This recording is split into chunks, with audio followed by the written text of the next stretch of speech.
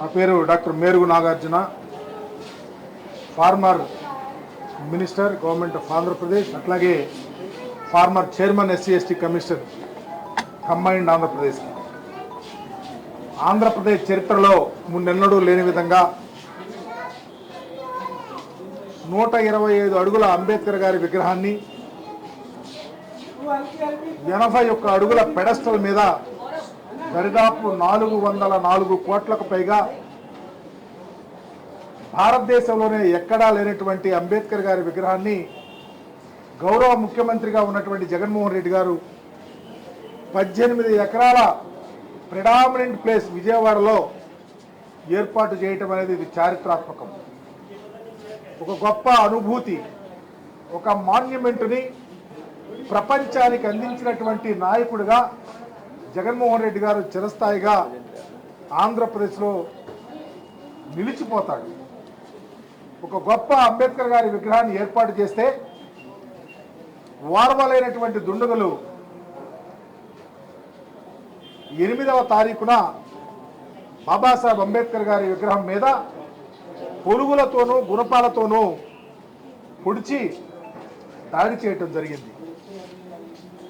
తద్వారా రాష్ట్రంలో ఉన్నటువంటి ప్రజానీకం అంతా ఉవ్వెత్తున బయటకు వచ్చి అంబేద్కర్ గారి విగ్రహం మీద దాడి చేసినటువంటి దుండగులను అరెస్ట్ చేయాలి, సామాజిక న్యాయ శిల్పాన్ని ఎవరైతే దాడి చేశారో వాళ్ళని శిక్షించాలని చెప్పి బయటకు వచ్చి ధర్నాలు హర్తాళ్ళు చేయటం జరిగింది. ఆ తర్వాత రాష్ట్ర వ్యాప్తంగా పాలాభిషేకాలు చేసి మా అందరి యొక్క నిరసన కూడా తెలియపరిచాం. కానీ ఆంధ్రప్రదేశ్ రాష్ట్ర ప్రభుత్వం నిమ్మకు నీరెత్తినట్టు ఎవరు చెలించకుండా, స్వయానా ముఖ్యమంత్రి మాట్లాడకుండా, సంబంధిత మంత్రులు ఎవరు మాట్లాడకుండా, చివరికి పోలీసు వ్యవస్థ కూడా కళ్ళు లేని కబోజుల్లాగా ఉంది.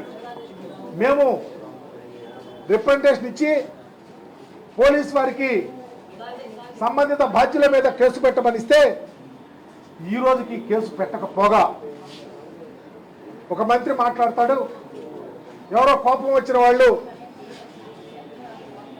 అంబేద్కర్ గారి విగ్రహం మీద పులుగులతో పొడిచాడు, మా మీద చేయమంటారంట. ఒక పోలీస్ అధికారి అయితే ఏమీ జరగలేదు, దీని మీద మాట్లాడే వాళ్ళ మీద అవసరమైతే కేసులు పెట్టాలని చెప్పి మాట్లాడతారు. ఇదేనా ప్రజాస్వామ్యం? ఇదేనా మహానుభావుడు ఇచ్చిన రాజ్యాంగ వ్యవస్థ? అందుకనే భారతదేశం యావత్తు చూస్తూ ఉంది. మహనీయుని యొక్క విగ్రహం మీద పొరుగులతోనూ గుణపాలతోనూ దాడి చేసినా ఇంతవరకు నిమ్మకు నీరెత్తిన రాష్ట్ర ప్రభుత్వం యొక్క పనితీరుని, అందుకనే మేమందరివి పర్టికులర్గా వైఎస్ఆర్ కాంగ్రెస్ పార్టీ అధినాయకుడు జగన్మోహన్ రెడ్డి గారి యొక్క నేతృత్వంలో ఆంధ్రప్రదేశ్లో ఉన్నటువంటి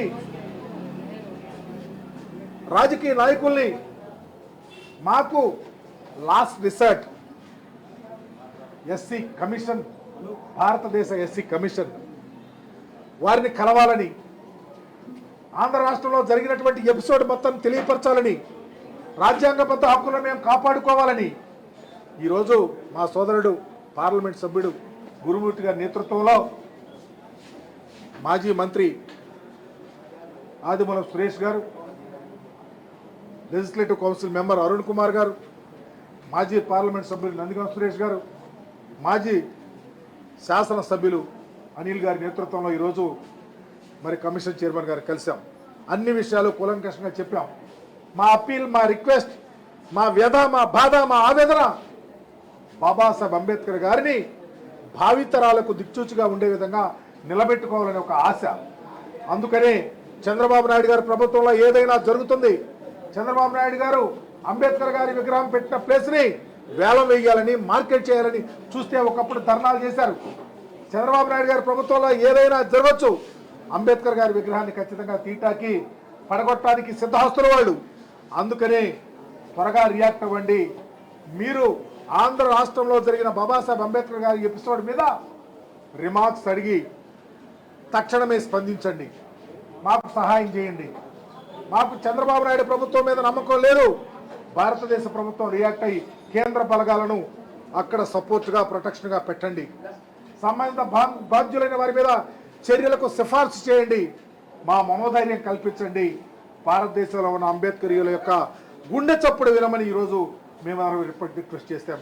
వారు చాలా పెద్ద మనసుతో స్పందించారు. ఇది తప్పు జరగటం, ఎవరైనా బాధ్యులను శిక్షించాలా. అంబేద్కర్ గారి విగ్రహం మీద పొలుగు పారా గొడ్డలి జరిగితే అంబేద్కర్ గారిని అవమానపరిచినట్టే కాదు, ఈ భారతదేశంలో ఉన్నటువంటి ప్రతి అంబేద్కరీయుడిని, ప్రతి ప్రజాకీకాన్ని అవమానపరిచినట్టే. అందుకనే తక్షణమే చర్య తీసుకుంటామని కూడా మాకు చెప్పడం జరిగింది. తప్పకుండా న్యాయం జరిగిద్దని, ధర్మం గెలుస్తుందని, కుట్రలు కుతంత్రాలు బయటపడతాయని. ఇదే కాదు ఈ రాష్ట్రంలో, ఆంధ్రప్రదేశ్లో గత 2 నెలల నుంచి చూస్తా ఉన్నాం. ఆంధ్రప్రదేశ్లో దళితుల మీద దాడులు, అఘాయిత్యాలు, అమానుషాలు పెరిగిపోయినాయి. బహిరంగ రోడ్ల మీద నరుగుతూ ఉన్నారు. ఎక్కడ ఒక్క వ్యక్తి కూడా మాట్లాడినటువంటి తీరు లేకుండా భయప్రాంతులు చేస్తూ ఉన్నారు. అందుకని స్పందించమని అడుగుతా ఉన్నాం, న్యాయం చేయమని కోరుతా ఉన్నాం. ఎక్కడ ఏ ఒక్క ప్రజానీకానికి అన్యాయం జరగకూడదని మా ఆలోచన. దానిలో భాగమే మా మహనీయుని విగ్రహాన్ని కాపాడుకోవాలన్న ఆలోచనతో వచ్చాం.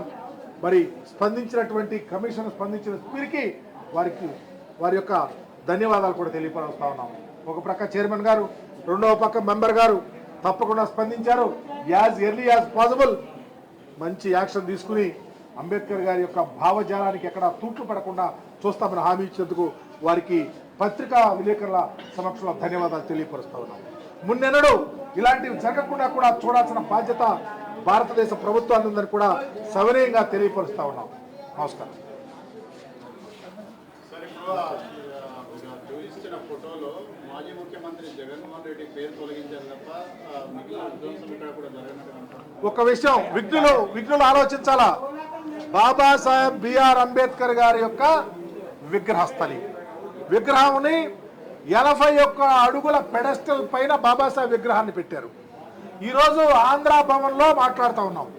ఆంధ్ర భవన్లో ఒక ప్రక్క ఉన్నటువంటి గోడని పడగొట్టడానికి ట్రై చేస్తే ఆంధ్ర భవన్ మీద దాడి చేసినట్ట కాదా?